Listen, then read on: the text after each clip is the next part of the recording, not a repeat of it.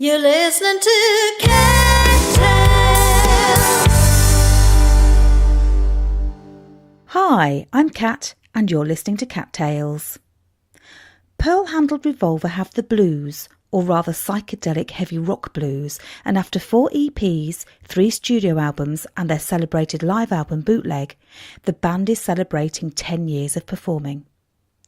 I spent an enjoyable evening in the recording studio with them when keyboard player Simon Rinaldo, percussionist Chris Thatcher and vocalist Lee Vernon were laying down some of their latest album, and boy, does it sound good. This is the one with Pearl Handled Revolver. Yeah. Oh, did he? Oh, poor thing. Oh, it was brilliant, wasn't it? It was brilliant, yeah, because you know how... So right, when you've been quite used to doing it in front of the microphone, you get your own voice. Yeah. Right. So, but when you first do it, it's amazing how you can suddenly start talking like an American for some strange reason. You have no idea what you're doing. But you know, you're suddenly thinking, oh God, I'm going to have to maintain this now for the whole interview. What an idiot. And Andy had this happen to him, and we didn't. Obviously, we weren't with him, so we were tuned in at home. And he starts talking, and straight away it sounded like somebody else. It's like Cockney. And I'm thinking, what's going on? His dad's a Cockney sparrow, isn't he? Yeah, his dad's all all like like that. that. Have a banana. Yeah. So there he is doing exactly that, and I'm thinking, but Andy, you don't do that. Not, you know. But he obviously felt in some way his own character wasn't flamboyant enough, and he needed to just vajazzle it a little bit. So off he goes and does that. It was so funny though, because afterwards we were reminding him, weren't we, of what he was saying and stuff, and he'd obviously just blocked it all out, because they were coming back to him. He's going, oh my God, I did say it as well. Oh no, it wasn't bad. It wasn't. He didn't say anything bad. It was all good. It was all good. You know the Blur song Park Life? Oh yeah, like yeah. That. Oh yeah, Yeah. Oh yeah. You'll cut down on your port life, mate. Yes, an exercise. Very deeply. Poor thing. Yeah. So what did he do for the next interview? Did he suddenly now become, He you know... doesn't say a lot, does he? European. Sometimes he'll say Andy Paris. Andy Paris, or Andy.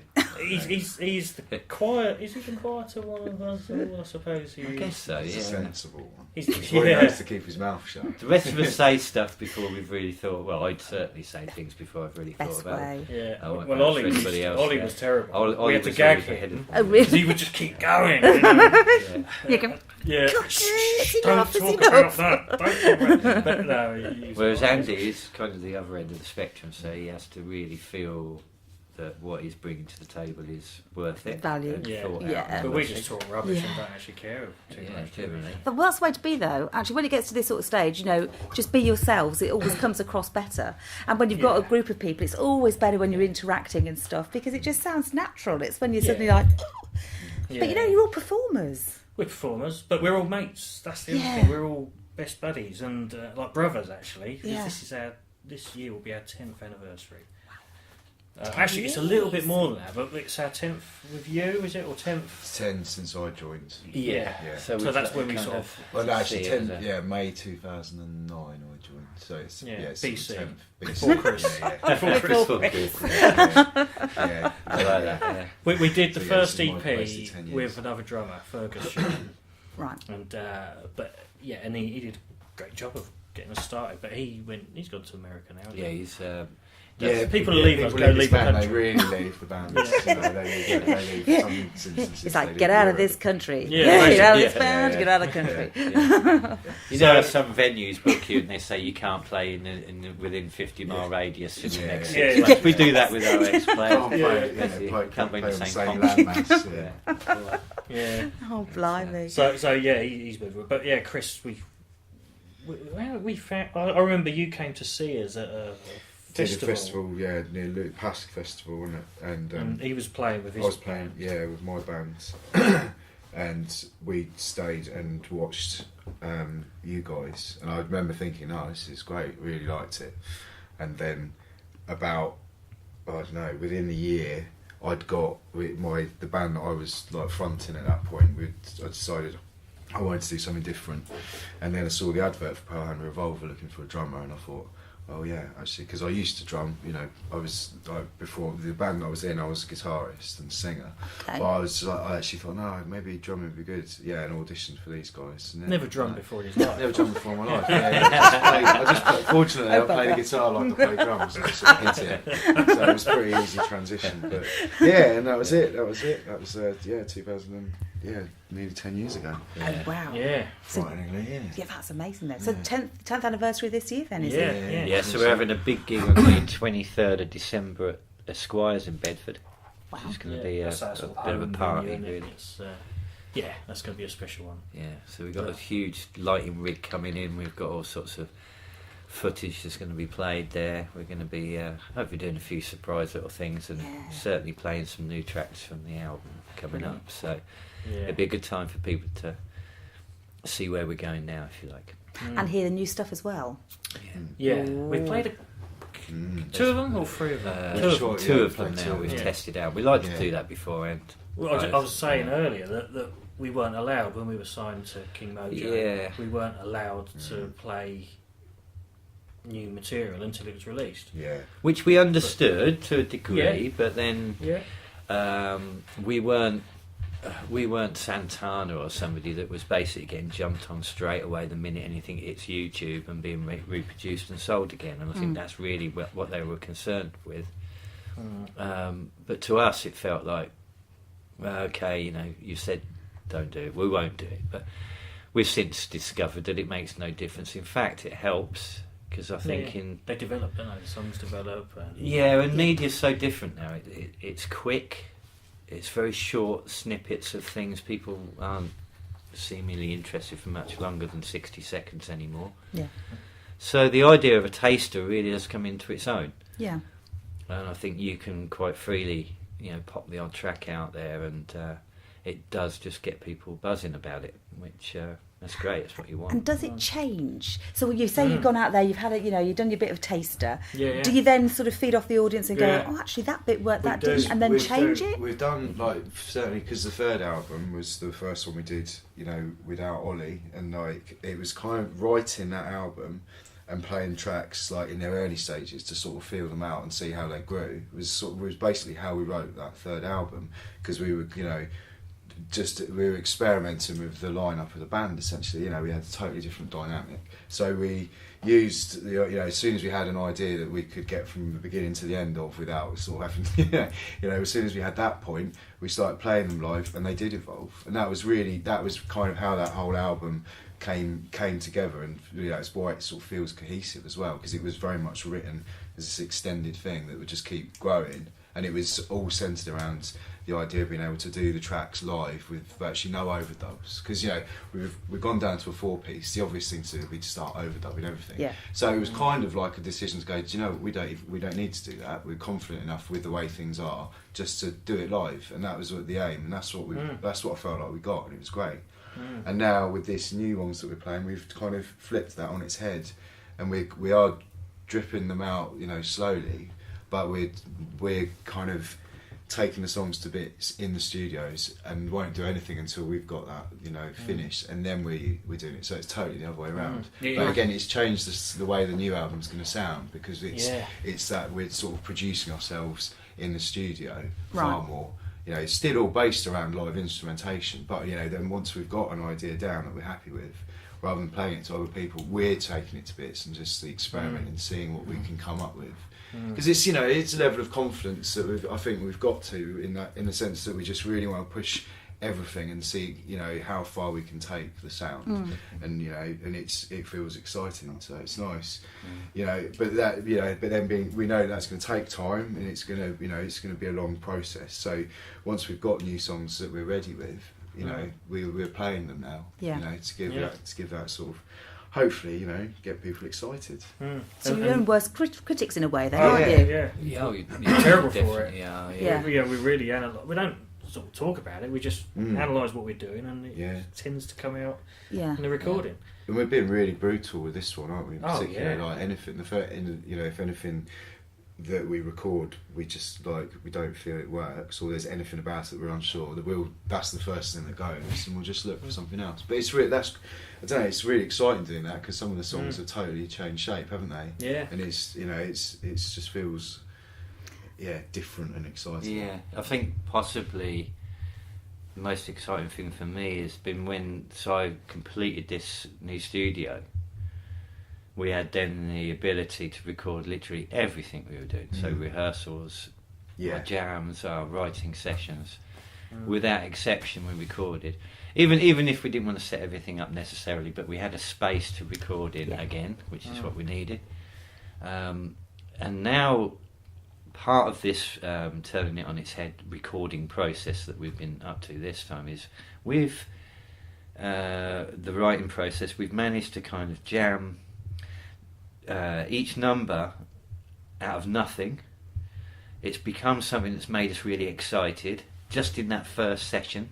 We've got it recorded, we don't have to worry about it for the time being, we can just let that settle in, go off and listen to it in our cars and doing our daily routines. And then we have a chance to reflect on it we've not taken any risk. It's all quick, it's bang, it's no shame if that turns out to be nothing. Yeah, that's right. And it's kind of liberating. Freedom, isn't it? Yeah, because actually we realised, I think, that from recording the album before completely live in many levels, we realised how good we are just live, and that sometimes we hit some magic without having anything pre-prepared. Yeah, sure. So that's important. That's the first thing. So that's given us like a technical blueprint for this album, which we've never really had before. It's also meant that we can then take those skeletal things, and if we do feel, let's say it's a gig that we know we're going to have a really good time at, and we're not particularly fazed by it, and it's going to be our regular fans there and all those things, we'll go, let's do it, because it's for us. It cheers us up. We've got something new to bring to the table. And we're like every other musician, you get bored with playing your own stuff just the same as you do if you're a covers band playing ABBA all night long. It's going to bore you senseless, so it's nice to have those things coming in every now and then. And we've had a chance to use those blueprints, test them out in those environments, and then come back knowing we've still got to put the finite details into those tracks. And that's when it's become really interesting, because we're adding all kinds of textures and levels and depths to this album that I don't believe we've really gone to before. No. And actually, Chris is playing guitar on a couple of songs already, because he only ever drummed with us. You've never played guitar. We said, pick up the guitar. And you had some ideas, you've been playing at home or just on your phone and things like that. I'm playing lead guitar and he's singing. And Simon, what are you doing again? Well, I am actually playing accordion. That's right, Actually, you laugh. That is the only true part. I am actually going to play accordion. Oh, I've already done a sort of a basic version of it, but I'm Italian. Of course, I play accordion. I was born with an accordion, and it actually worked. You guys really liked this sort of sound, and it fits in with one of the songs. I'll explain. Belly of the Whale. Right? Okay. So the title kind of speaks for itself a little bit there. But we kind of ran away with the whole sea shanty sort of kind of vibe of it. Sort of like the Wicker Man on sea. Yes, yes, that's Love pretty it. good. That'll do it. So the idea of squeeze box and all those other elements coming in. I mean, I can't tell you too much because I'd ruin it for you. It'd be like And we haven't recorded that, but And you'd have to kill me before I left, I know. Interesting stuff going to go on there. Oh, wow. I think we've all had like a band and like individual wish list of stuff that I think we've always wanted to put on albums, and this idea of like linking tracks and different, like really just using instruments that we've never been able to before, and like doing things like putting some guitar on, like for me that's but just because we've I think we've given ourselves that sort of time and freedom to do it this time, haven't we? That's been the thing. It's been like, if we've got these ideas, let's just actually do it this time. Let's not rush it or just abandon things because we think it might be too complicated, but we'll do it and see where it goes. If it's a total mess, then you'll never Start hear again. it. Yes. But there's no loss. Yeah. We're not paying for studio time. Yeah. So, That's it.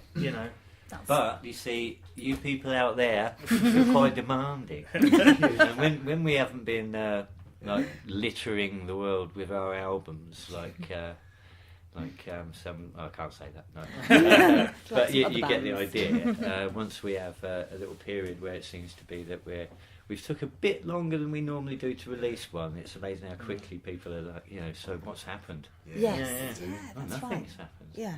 We're busy. We're still working behind the scenes. Yeah. That's it. You can't rush perfection, can No, No, we're trying for our own perfection, Yeah. and we're being brutal, we're being strict with ourselves, aren't we? If it doesn't work, then out it goes and start again. So And as time goes by, I think you think more and more about the fact that how irrelevant it all is, unless every time you do it a little bit better, or you're progressing, or in some shape or form. Yeah. And we've improved as producers. We all have ideas of the production, and technically as engineers, it's improved. The instruments are better. Everything's better. So we're developing that alongside our ideas. So it's taking all that experience that you've learned along the way, isn't it? And then using it for the benefit of the final product. And every time you press record, it's an experience, And I was recording another band in here this weekend, and I learned things from that experience just because it's what other people want. Oh, that's interesting that they want to do that. Maybe we could use that as well. Yeah. So we're taking everything we can, absorbing all this experience of others as well. Putting it into the melting pot and coming up with a new recipe for a wonderful new album. That's right. Yeah. I think you need a level of outsider input on some range as well to sort of reinforce, because being in here, all of us together, in our little cocoon while we do this, you can fall into that feeling that you haven't progressed at all, that it all feels the same as it was last year, for example. Until somebody comes in, like the guys you had at the weekend, and I know a couple of the guys that were here, and they were gushing about the studio and about the quality of the recording, and about how great it was all sounding, how lovely it was to work with Si, and you forget, I think is what I'm trying to say, while we're in here, that the rest of the world, we are storming ahead, but it feels like we're not doing anything that anybody's really going to notice until you step outside into the daylight. And let it out there. Yeah, you bring them in once in a while, and it sort of makes you realise, actually. Well, we noticed it from the last album, because the reviews were so much. Not that we ever had any bad reviews, have we? Really? No. But they were so much better. But by much more prominent magazines and radio. So we knew we'd made a step forward, and this one feels like an even bigger step. Where we know it is, it's. I mean, you know when you've hit the big time, when the guys We're not writing there the yet. interview can spell. That's Honestly not there. true. There. That's true. Some of them are really bad. Sorry if you're one that can't spell. But yeah, I think I can. it is amazing how many times. I mean, I don't. We're all professionals at other things, and I'm fairly certain that somebody would tell us pretty quickly if they felt we weren't being professional about doing those things. But it's amazing how many times. Some are quite bad. But when you obviously the big magazines, they know how to spell. Yes. Which is great. It is really nice. But you always get the comparisons. They can't help it. It's almost like that's what the readers or listeners want, is a comparison. What do they sound like? And I've been listening to a lot of different bands lately, and one of them's Greta Van Fleet. Have you? Oh yeah. And and all I hear is they sound like Led Zeppelin, and they do, but they don't. And I thought, well, give them a chance. They're young lads. They're kind of developing their sound. I reckon by album 2 or 3 they won't sound anything like that, and they would have developed. And we had that a lot. Yeah. And I've said to you before, everyone compares us to the Doors. Doors. Naturally, because it's quite a keyboard-led sound, Sure. and I play organ and bass. Mm-hmm. But that's not really what it's all about. No. You know, of course there's influences, but and we've also had the Deep Purple thing, which Classic Rock magazine sort of compared us to, or said we slavishly ripped off Child in Time, which we didn't. No, you didn't say we, you said you. Oh, me, yeah. That was me. Yeah. Simon gets the blame. I don't mind. We love Deep Purple, and we're going to take influence, aren't we? But you always get the comparisons, and we want less comparison on this one, and we want more people to think, all right, well, that might sound a little bit like us, but this doesn't. This next one doesn't. So we're going completely out there now. And you know you've made it when people are saying, oh, they sound like Pearl Handled Revolver. That's right. That's right. Yeah, well, we've got our own sound. You know? Well, good music's like cooking. There are very few new ingredients if you really put your mind to thinking about it. But there are many, many meals, and a lot of them are better than others. Yeah.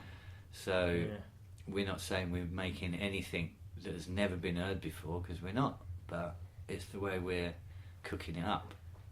Yeah. The presentation on the plate. That's all anybody should really be working for, I think, because we're all a result of somebody else, aren't we? We're all of course. byproduct. But so if you had to say what your influences were, then who would you choose? Would you choose the Doors? It's one of them, definitely. But we've all got different influences, and I'm really into that 60s, 70s, late 60s, early 70s kind of even psychedelic music. I love Floyd, but I love even more obscure stuff. Love and the Doors and things like that, and Deep Purple and Uriah Heep, which the heavy side of Hammond organ, which is my thing. But I love jazz, Miles Davis and Jimmy Smith and Reuben Wilson. But then Chris is also into that. But you've got other things that we share as well, like stuff crowd we've rock. never heard of. German electronic music. I mean, certainly more. Right, ever since I was 13, I started listening to dance music and techno and stuff, and I got really into guitar music and all sorts. But certainly the last few years, it's in terms of drumming, it's dance bands basically, and quite a lot. I listen to a lot of drum and bass and techno, and sometimes I want to just do 4/4 to the floor kind of drumming, and then on this album I'm doing much more in terms of breaks and that sort of thing. But it's all because of the dance music that I've been listening to. And obviously, like Simon says, loads and loads of rock music. But I just find a lot of inspiration from sort of machine drums. Sure. I don't know why. I just like sequence drums. They just, because I suppose you can throw so much into them. You create these really complicated rhythms, and. So this is what's so excellent in so many ways with us as a band, because of the diversity there, right there. And when we did the Bedford Recital Drum, we did the Bedford River Festival, I come out at the front and there were some people wanting stuff signed and everything. It was really nice, and we were all chatting away. Beautiful sunny day. And this young lad come over, and he was like he was in a rave. He was sweating like Billy-O. Everything was wet. His hair was all wet, and he was literally. You have to imagine what that's like. Me doing that. I won't do it again. And he comes over to him, and he went, "Oh, you're that geezer." I thought, well, that'll do. I am a geezer. He was only about 18, so I was quite surprised he even wanted to talk to me, to be fair.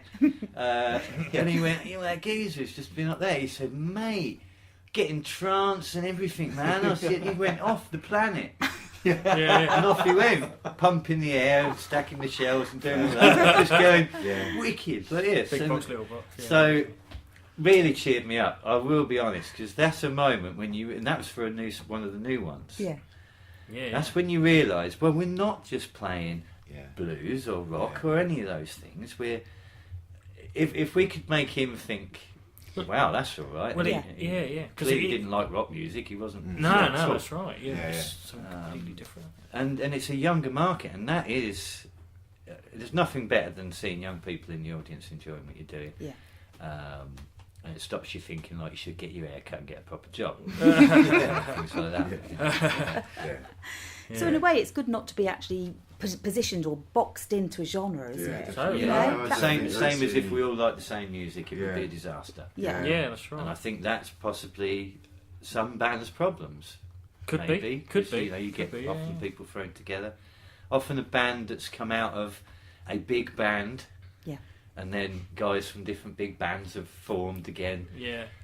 kind of responsible for the 80s all told, I think. The disaster that was the 80s. Yeah, you know, in our eyes. Yeah, in our eyes. But, you know, We were there, man. you could see that happening a lot. You know, you could see an aspect of a band. That's true. Because Now I going recently somewhere bought. I love early Santana. Yeah. They're like my early memories of music is those Cuban beats and Afro-Cuban beats and that Hammond organ for me.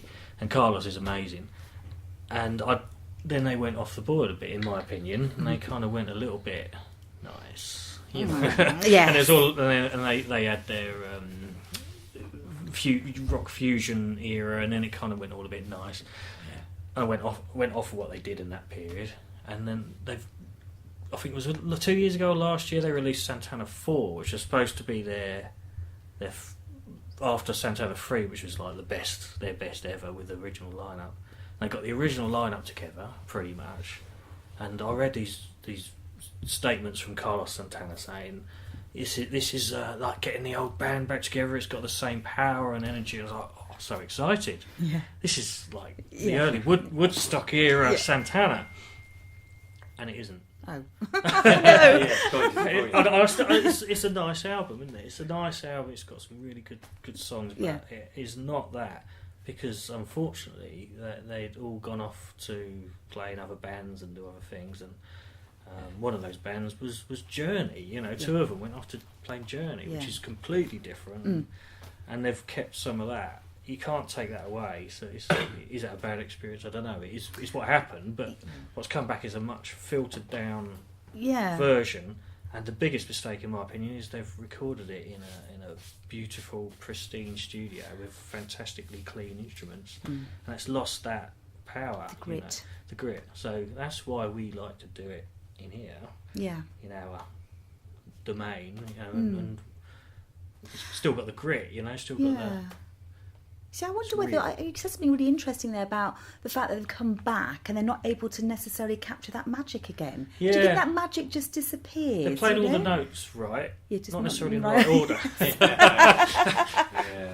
I won't take credit for that. That's not mine. I've always wanted us to get edgier, and I think we've managed that so far. And I don't mean that in the sense that you know, like the recordings are rough and ready and all that, because they're not. They're getting stronger and I wouldn't say cleaner. That's the wrong word, but certainly more. How could I put it? We're in control of the palette much more. What I mean by keeping that kind of wildness in there is still the angst is in the lyrics. It's in our aggression when we play. There's a drive in our rehearsals. We all quite regularly have a really busy week. Sorry, that's my mum. Hello, Mum. I think it's Carlos Santana. It might be. Little Journey, the whole of Journey. Oh my God, it is Journey. We had a really busy week at work, and everybody's tired and all that. And sometimes we'll walk in here and we can all look at each other, and I think we're all kind of registering, this might not go well tonight, but within 2-3 minutes of playing, they're the moments you come up with something amazing. And I look around the room sometimes, and he's like the guy from the Muppets, hair's going everywhere, and there's nobody watching. Yeah, you know, this is not fake. No. You know, this is how we do it. People, so when they see us live, they think we're going, because this is our show, and there is an element of that at times, but most of it is just go for it, hang on to your trousers, and here we go. Yeah. And sometimes I think that's don't even wear trousers. It's all coming out now. Oh, literally. Yeah. That's normally in Europe when we're on the continent. No, that's right. It's like a performance, isn't it? You know, and we've got the space to. Jump around a bit in that place. I mean, we've got a bit of footage and stuff from behind the scenes as we've been making this album. Been putting little bits and bobs together, so there'll be some behind the scenes sort of background stuff. Great. Some of it's quite funny because I think it'd be funny for people to watch for that very reason, because I'm sure they think when we're in here got the little pinky out, and we're going, no, I think we'll do that again. Not quite right. And it's not like that at all. We're really kind of going for it. So to film it and watch ourselves back when we don't feel anybody's really watching, it's quite interesting. Yes. And how different is that from the live performance then? Is it a replica, or actually is it a toned down version, or is it an exaggerated version? I mean, I can't sing for the recording unless I'm going for it, and that sometimes means I'll hit my hand on the mic stand and have to do the whole take again, or it happens, but it's because I'm flailing around like a fan. But it's I think everybody's the same. Like I say, I look around and everybody's going slightly crazy. Yeah, probably. And we all seem to be looking for that magic moment. Yeah. And I think what we're getting better at is all having it at the same time. That makes sense. Yeah. So now instead of like 4 or 5 takes together in the room, it's the first one sometimes, and we're like, do you know what? Don't do anything else. It's great. Yeah. When all that energy comes together and that magic happens. Yeah, that's right. And the songs are generally tracked pretty quickly, aren't they? Yeah. We tend to do, track two in a day, perhaps. Yeah. But it's the post-production work that takes a long course. time. Because, and we might do a guitar overdub 25 times and then say, no, actually, we don't want a guitar there now. So, it has happened. I said that guitar I was playing. Yes, that was the one. Well, kept some of it. Tuning it up. Yeah, but we've done some interesting things because of them. Even the things that we removed sometimes needed to have been there at some point to have got us to the next. Absolutely. Some of the songs are a bit like Jenga. Actually, we are just slowly taking as much out as we can until it all falls apart, and they go, we'll better put that back in. Then it's right. Less is best. Yes, definitely. Yeah. Again, I've just I played the keyboards on Del Brumman's new album, and that was an experience because we were working with a different producer. Yeah. Jamie over at Buckingham. And at Echo Studios. He's brilliant. He's a brilliant producer and completely different take on the engineering side than I have. He loves all the vintage gear and everything, but he likes polishing and he likes to get everything right because that's his job. He's making a commercial record. And Del's album's fantastic, but it was interesting how much they wanted to take out. So I turned up ready to play my 24-minute Hammond opus, and it ended up to be one note. So can you just hit that one again? Yeah. You didn't quite get it. It was literally like that, and actually, it's a good job. It's a good job because nobody likes 24-minute opuses. And if they say they do, they're lying. So his album's like really sparse. It's very perfect. It's a really perfect album. They've done a great job on it. But quite different. Quite different to what I'm used to, and I've learned a lot from him. And being in the studio there. So how is it then when you're sort of like creating everything now without the influence of like a record label? Because you've now got that freedom that you didn't have before, haven't you? Is that better or is it worse? So better for us. Yeah. I mean, generally. Nobody's trying to kid us now. We know exactly what we're doing and where we're going. If we don't want to do a gig, we don't do a gig. If we want to do a gig, we do our damnedest to get it.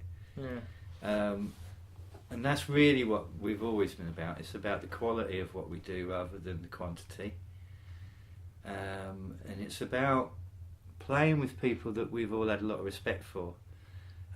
Being associated with bands that by proxy are appreciated, have got some heritage to them, and we've been really fortunate, I think, in that respect, because what we're doing has been noticed by those people, and it's been a lovely little ride, really, because like the other week we played with 10cc and great, and Don Airy. Brilliant.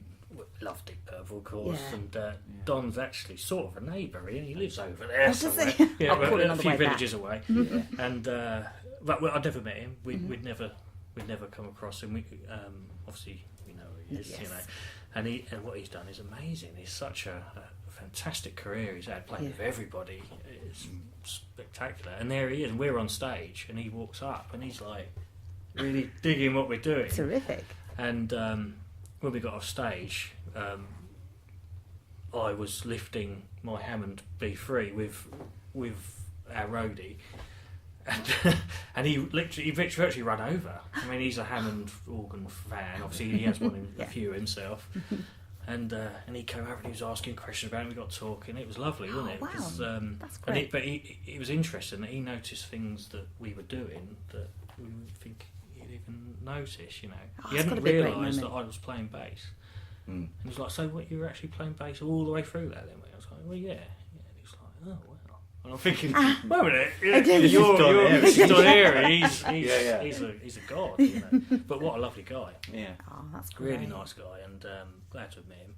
Yeah. And he got to sign my Hammond Wow. next to Steve Winwood's signature. So it's got the two signatures on there. So it's Hey, now that's triple cool. the value. Took me of it. ages. Yeah. Took me ages to get that Steve.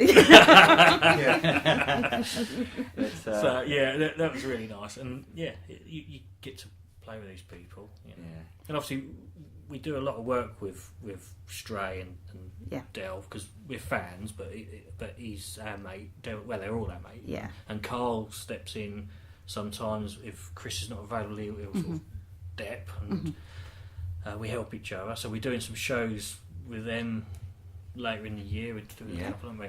Yeah. And We've all done recordings with people. I did the Choir Boys White Trash Blues album. Oh, yeah, did harmonica on that. Yeah. You've just done with Del Bromham. You've got, you know, we're all kind of. I'm proud to say that people will call on us for certain things if they need them, because they obviously feel that we can handle it, and that's great. That's a good feeling. Yeah. And how great is that? I mean, your your peers and your counterparts, and you know, people who you possibly looked up to in the industry are actually thinking of you and calling you. They might back. be. That's brilliant, isn't it? Yes. I mean, don't get me We wrong. might forget as soon as we go. Yeah. go away. A yacht would still be marvellous. But no, I think we all felt that way when we started this. That's really what we wanted. You know. Success is a very odd word because it depends on who you are. Yeah. And not what you do. What your values are, yeah. But people judge success on financial gain, and we don't. We do like to earn some money, though. Of course, but Just in case anybody's out there. yeah, we need money to exist, don't we? Yeah. And all that vinyl needs pressing, and you know, it has to come from somewhere. Really not desperate or anything, but but we do accept checks or postal orders. and Simon is available for bar mitzvahs on the street, folks. Oh yeah, I can play. Yeah, if you want me to do a wedding or Italian wedding, especially. Yeah. So yeah, we do need to make money, but that's not success. no. You know. So what is success then? Freedom to create, to be able to create. Still being here. Yeah. I mean, that's a big one. How many bands? Most bands will only probably last 3 or 4 years. In reality, probably less than that actually, if I looked into it. Yeah. Except for the Rolling Stones. Yeah, but these are very rare, aren't Yes, they? You know, yeah. these people, when they do happen, it is very rare. Have we ever had an argument? I don't think we have we? I'm sorry, I'm not talking to you. You know, we get on with each Not other. really well, yeah. Yeah. Probably 'cause we don't actually know if we're taking the mick out of each other or not. Yeah. No, we don't. We don't argue. We don't. We might have strong views on something, but we're all grown ups and respect each other's views. That's another thing. We respect each other and care. If somebody's having a rough time, then we wait. It's all the same. You know? The pram's got a lot bigger and we've all got huge rattles. A few toys have been thrown at it a few times. Yeah. No, it's great. It is exactly as Solly puts it, really. Yeah, but when you've got, guys together who are good friends, obviously first and foremost, and then you've got all the talent as well to add into that, then you're always going to have some creative differences maybe along the way. Is that sort of like a positive tension when you're doing that? Oh, yeah. I think so, definitely, yeah. Because it's good to push yourself like out of your comfort zone. So because we've all got really different tastes, I think we're all almost constantly, one of us is out of our comfort zone, and that's a good thing. I think when you talk about being creative, is because it does push you to think differently, and I think that's where that's how you learn more. If you're it's like being in an echo chamber, isn't it? If you're in a room with people who agree with you all the time, you just end up Just saying, Andy. You just end up doing you're repeating the same thing over and over again. But because we are all quite different, you get that sort of. It is tension, but it's good. Yeah. You push each Sort other, of. yeah. Occasionally. No, I maybe. think it's a really good thing. I do generally. I find it interesting because you will especially push me technically. Because I'm the technician. Sometimes. Not quite tears. weeping, but no tears. Yeah. No, because you might say, I need it a bit more blue or something, or you'll describe it, and I'm like, what the hell is he talking about? See, I'm an artist. That's I think in colours. But actually, that's a really interesting point. You two are artists. Chris is a brilliant artist, and you're a brilliant artist in your own right. As a sculptor and as a painter, drawings, but they're artistic characters. Yes. I'm artistic in my own way, but it's actually, sadly, it's quite mathematical. My art and structured. Yes. Because I'm the structured one. Yeah. So actually, when you come into the studio, then you actually have that's your time of freedom, is it? Yeah. Well, I'm the one that will set the mics up. I'm the one that will. Decide what tracks or what and where we put the reverb and everything, but we come in and go. Mess it up completely. No, the feng shui is completely wrong. Exactly. Yeah. I can't work under these conditions. Si and Andy are really measured. They both. They do. They like to sit down and plan what they're going to do out. And we're structured. And we will just float around with cowbells. In this corner, it just sounds like monks in the cave. Oh, it's amazing. And Andy and I'll be looking at each other going, what are you talking about? And you'll have discussions about titles or lyrics, and me and Andy are like, no, I'm not. Whatever. I mean, generally speaking, me and Chris on our route home will discuss the artistic depths of how the album cover, the ultimate theme of the lyrics across the album, how the album relates to previous albums. We try and get a strain of consciousness that runs all the way through it, and that then gets reflected in the artwork, and then hopefully everything all ties in together. And then the next time we come to rehearsal, me and him are really excited. We pounce in here and go, right, well, this is what thinking abstract expressionism, we can really get across the futility of existence. Yeah, and I'm thinking about compressors and reverb and equalisation. Imagine it all on a tri-gatefold, opens in 3 dimensions. 18 vinyl tracks. I just don't think like that. But that's what you need, though, don't you? Sometimes you actually need. Right, now how do I actually take that and produce it into a reality? Could you imagine how boring my albums would be? If I had a song. I need the artists around me to make it really interesting. Or how off the wall theirs would be without you. Exactly, they need me to put it together. To order it. And, our music could be like some weird experimental E-note sort of esque thing, just a white noise recording, but a fantastic cover. Yours would be White Album again, but it'd sound wicked. So mix the two together, and this is what I mean about diversity. That's it. But we all accept that, and I have to kind of try and understand their sort of artistic vision. And hope that it's the right thing to do. I'm not saying I'm not artistic, because I am, but I'm just...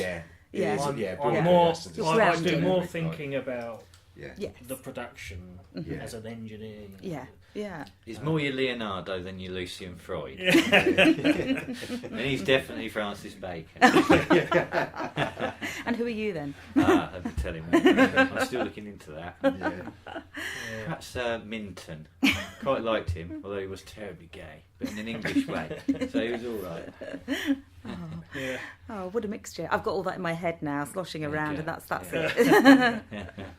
So this album that's coming together now then, how long typically would it take you from start to finish? Or is there no typical? They were all different. Like the first couple, we basically recorded really, really quickly. Like in less than a year to both of them.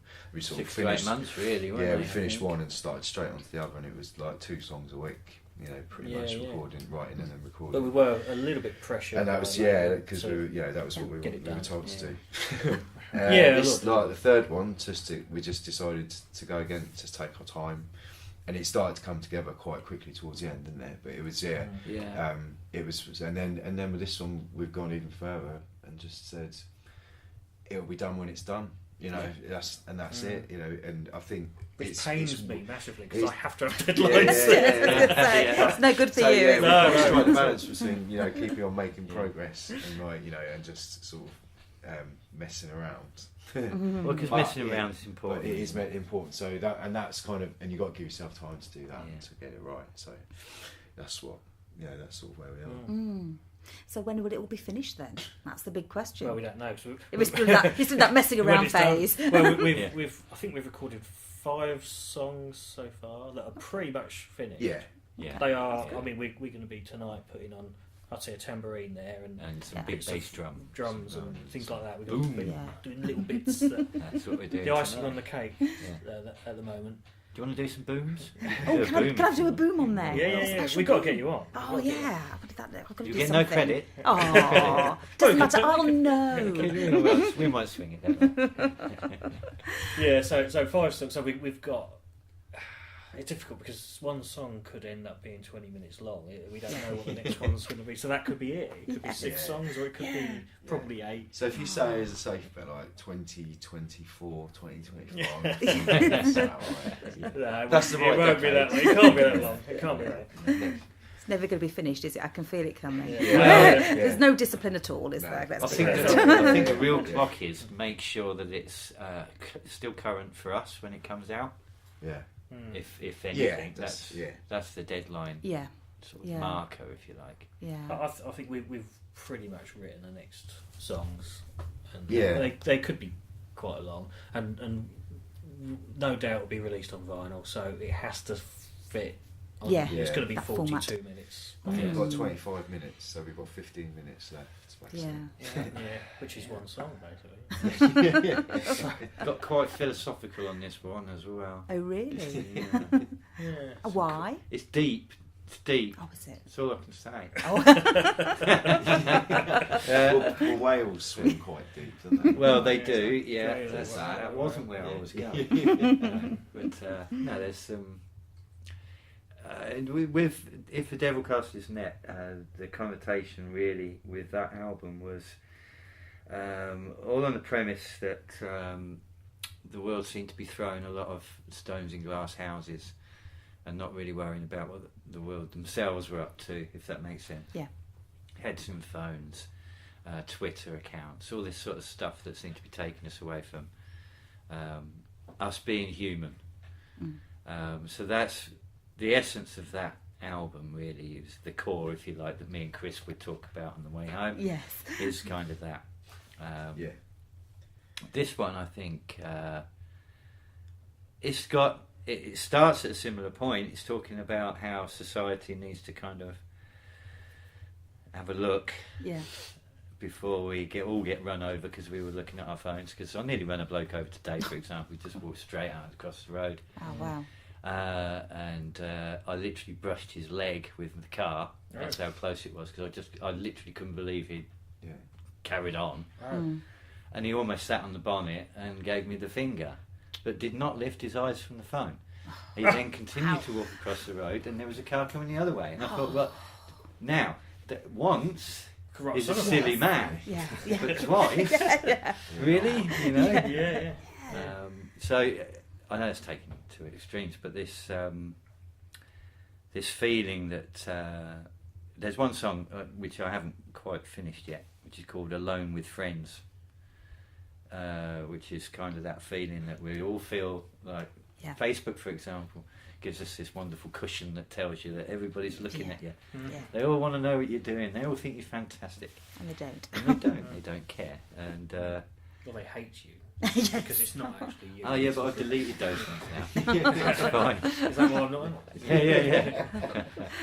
But she won't let me in now either. That's true. But yeah, so it's that kind of vibe from it. So it's well thought out, this album. I would Great. say, even if he doesn't quite know what that means yet. No No idea. idea yet. You will by the end. Oh yeah, Yeah. they'll have to explain it to me. Oh, that's great. So almost like a mirror on society today, or one aspect. Yeah, I don't want to be so grandiose about it. I just want to give people a clue as to what I'm talking Yeah. about to some degree, so they can perhaps Brilliant. sift through my cryptic verse Wow. and give it some semblance of understanding. But yeah, quite pleased with it. Ooh, can't wait to hear it. Can't wait. So tonight you're doing some more laying down of some tracks, yeah? Yeah, a little bit we could more. have put some fairy dust on it. Dust, Bit the of jungle magic. drums. Yes. Nice Well- jungle drums. Well, Andy's not with us at the moment because he's just had a baby. Well, he hasn't had a baby, but Emily, our sound engineer. Well, you know, we were saying we needed terrific. money. Yeah, yeah. And really he do took now. one for the boys, in fact. No, it's, yeah, he's on paternity leave at the moment, Oh, as bless it him. were. So, yeah, bless him. but so we can't record the next songs without him. But there's little bits we can do. Yeah. Yeah. We're gonna Better give little Matilda, her first shout out. Oh yeah. Oh, she's so fresh. She hasn't even had a little shout out yet. Bless her. Yeah. But Maybe we're queuing her up Matilda. for. I think she's going to be possibly a second guitarist. Yeah. I'm not sure yet. Yeah. She's got the hands for it. Or if she's anything like Emily, then she'll be our monitor engineer. We need a monitor I engineer. don't know how she'll take that. Just see what she says to that. Yeah. Well, Emily's been our sound engineer for God, how many years? Well, She's the fifth member of the Beatles. Oh, She. Yeah, she's definitely our fifth member, and, terrific. and helps us with our live sound because she just knows what we Yeah. need. Yeah. Most people are a little bit freaked out by us and what they don't know where to put things. Yeah. Because we're not your usual lineup. So No. and she just gets it right, and it helps us because we're more relaxed because we know it's going to be right. Yeah. Yeah. And whatever we throw at her, she handles perfectly. So, but yeah, hopefully she'll be coming back soon. You know, so Just in time for those live gigs, yeah, hopefully. yeah. Well, we've got a few without her, but The 10th, Yeah. 10th anniversary celebration. anniversary on the 23rd of Yeah. December. Yeah, she's definitely going to be there, and I hope. You've been listening to Cat Tales. To listen again to this and other tales, go to cattales.co.uk.